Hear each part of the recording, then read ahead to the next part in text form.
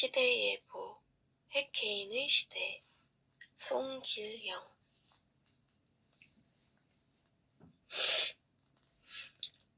결과가 좋지 못한 프로젝트를 맡은 피 차장이 심할서를 써야 한다면 누가 새로운 시도를 할까요?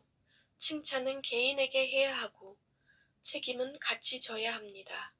칭찬은 집단으로 받고 책임은 개인이 지는 구조에서는 먼저 나서는 사람이 바보가 됩니다. 이처럼 다양성의 이점도 조직의 문화가 바뀌어야 실효적으로 작동합니다. 한국이 공무나 기업 출장, 유학 등이 아닌 해외여행을 처음 허가한 때는 1983년이었습니다. 당시에는 50세 이상 국민에 한해 200만 원을 예치하는 조건으로 연 1회 유효한 관광 여권을 발급했다고 합니다. 이후 해외여행이 가능한 연령을 조금씩 낮췄고 1986년 아시안게임과 1988년 서울올림픽을 치른 뒤에야 고립에서 벗어나 국제화와 개방화의 물결에 동참했습니다. 해외여행이 전면 자유화된 때가 1989년입니다. 그때부터 대학생들의 유럽 배낭여행 수요가 폭발했습니다. 그전까지는 바깥 세계를 글로 보고 상상만 했던 것입니다. 실전과 경험으로 익히지 못하면 단순 분류에 의한 피상적 사고를 하게 됩니다.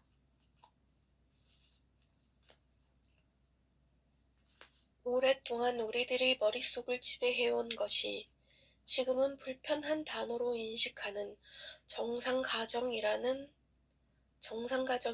환상입니다. 정상가정이라는 단어를 듣고 5월 5일에 엄마 아빠가 아이 둘을 데리고 어린이 대공원에 가서 뛰어노는 모습이 떠오르신다면 이 모습을 벗어난 형태를 결손가정이라는 폭력적인 표현으로 부르던 때가 있었던 것도 기억하실 것입니다. 이 시기에 태어나 이러한 압박을 받고 자란 우리 모두가 피해자입니다. 그런 단어를 듣고 자란 우리 모두는 겁이 납니다. 혼인을 선택한 뒤 유지하지 않는 결정을 한다면 이것은 각자의 행복을 추구하기 때문입니다.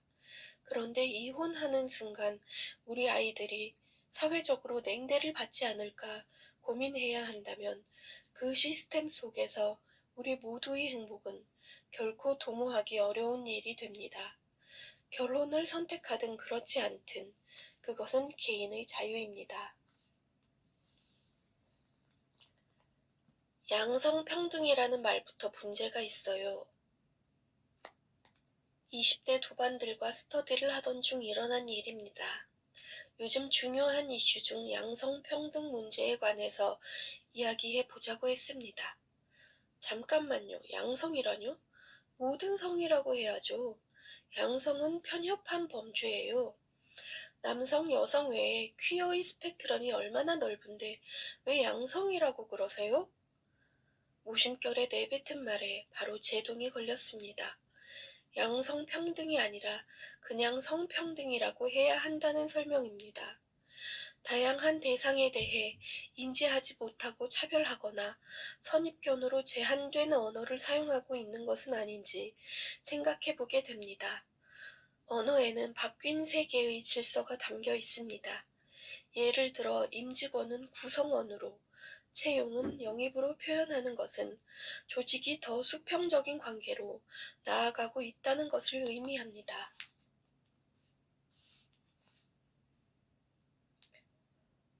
눈에 보이는 장애인의 숫자가 적은 것은 이동권이 확보되지 않았기 때문일지도 모릅니다. 장애인들이 많이 보이는 사회가 더욱 바람직한 사회일 수 있습니다.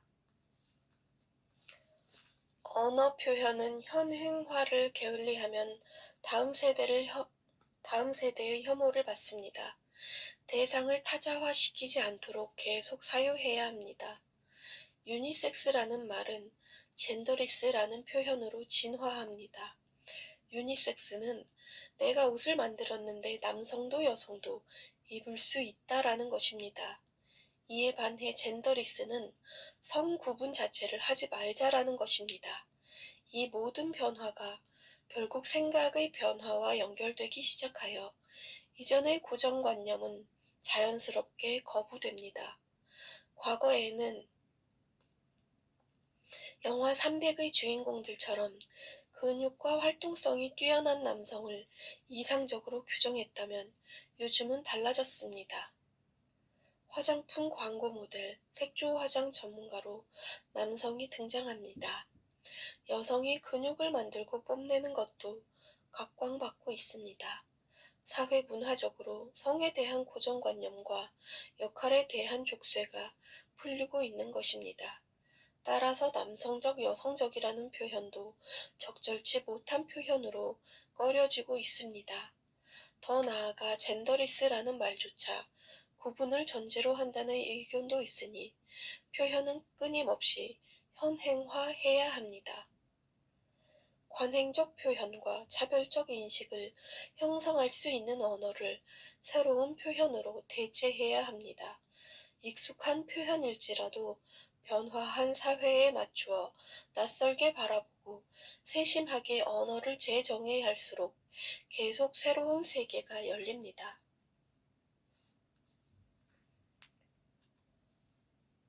장마철 일기예보를 외면하고 하천길로 나서는 무모한 산책객이 되지 않기 위해서라도 시대예보에 귀 기울여 생존의 기술로 무장한 뒤 새로운 시도에 나서야 합니다.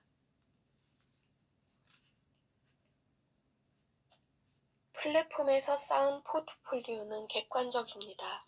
그리고 누구나 참여할 수 있기에 동네의 숨은 고수라도 전 세계적 플랫폼에서 실력을 인증할 수 있습니다.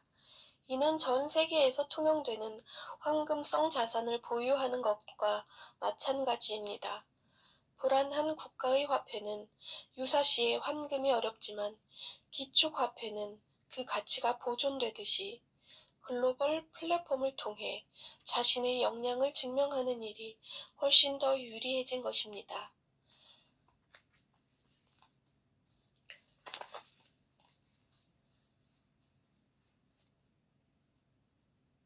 과거에는 길거리를 지나가다 외국인이 다가오면 혹 말이라도 걸어올까 쟁걸음으로 도망쳤습니다.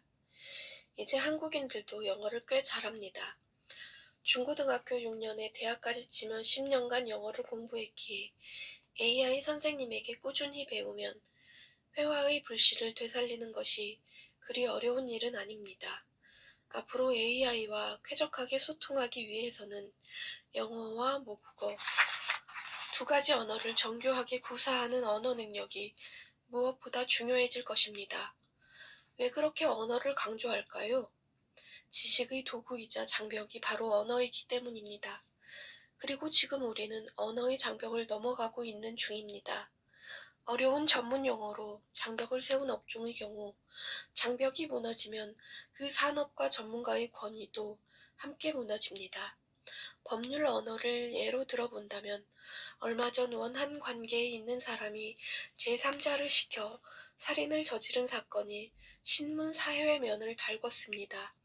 마침 TV에서 여러 패널들을 모아놓고 이 사건이 청부살인이 맞나 갑론을박이 한창일 때 패널 중에 변호사가 논쟁을 끊고 언어를 교정했습니다. 법률적으로 이것은 청부살인이 아니라 살인교사라고 합니다. 같은 사건을 이야기하고 있지만 법률에서는 표현이 다릅니다. 그는 정확한 법률 용어로 번역하는 것으로 자신의 직업 전문성을 보여준 것입니다. 청부살인은 살인교사로 번역될 때에만 법률 행위의 출발점이 됩니다. 이렇게 변호사 수임료 중 상당 부분이 일상의 사건을 법률 용어로 번역하는 비용입니다. 그런데 AI가 그 번역 행위를 대신해 준다면 변호사는 그만큼의 부가가치를 유지하기 어려울 수 있습니다. 이러한 현상은 법률 분야에만 국한된 것은 아닙니다. 경제 잡지 포브스는 AI에 의해 가장 큰 영향을 받는 직종으로 법률 서비스와 금융산업, 그리고 미디어 및 마케팅 산업을 꼽았습니다. 특정 산업의 통역가들은 발등에 불이 떨어진 격입니다. 과거에 의사들이 휘갈겨 쓴 처방전은 이해하기도 어려웠다고 전해집니다. 그가 생성한 정보와 기록 속에 그의 권위가 전이되었습니다. 전자의무기록, EMR 시스템을 통해 전문성과 권위가 작동하는 방식은 변화하고 있습니다. 그리고 진단과 처방에 대해서도 진단기술의 발전과 AI 협업 시스템의 도입으로 상당한 분야가 자동화될 수 있습니다. 번역이 비단 전문가와 비전문가, 체계가 다른 이종 언어 사이에서만 일어나고 있을까요? 지금 번역은 모든 영역에서 총체적으로 일어나고 있습니다. AI가 일으킨 번역의 후폭풍은 더 거세질 것입니다. 동일한 역량을 지닌 전문가들 중에서도 일상 업무와 전문 지식을 체계화하고 축적해 AI 시스템과 협업할 수 있는 이들이 더 많은 기회를 얻을 것입니다.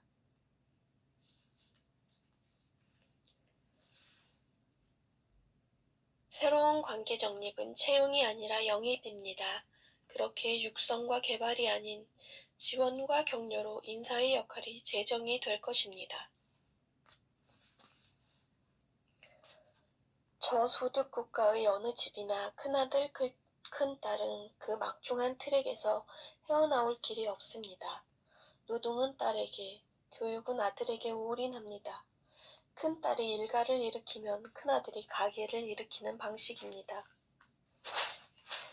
이제 개인이 스스로를 돌보는 사회로의 진화 속에서 과거의 상호 부조의 시스템을 어떻게 새로운 방식으로 정립할 것인가, 그리고 지난 과거의 상호 빚짐의 대차를 어떻게 정산할 것인가 하는 수많은 문제가 우리를 기다리고 있습니다. 우리는 항상 선택의 기로에 있습니다. 하지만 늘 과거로 회귀해서 질문합니다. 그때 수능을 잘 봤으면 내 삶은 바뀌었을까요? 그때 관계를 깨지 않았다면 지금은 더 행복했을까요? 거꾸로 그 선택은 지금도 일어나고 있는데 왜 옛날만 후회하고 지금은 함부로 살까 생각해 봅니다. 모든 것은 나이 들음의 문제가 아니라 혹시 나의 문제가 아닐까 고민해 봐야 할 것입니다. 멋지게 나이 드는 것이 아니라 애초에 멋진 사람이 나이가 든 것입니다. 새 것을 시도하면 선구자가 되고 남들이 한 것을 따라하면 카피캣이 됩니다. 타인의 성공을 따라하던 시절의 패스트 팔로워는 AI 시대에는 경쟁력이 현저히 떨어집니다.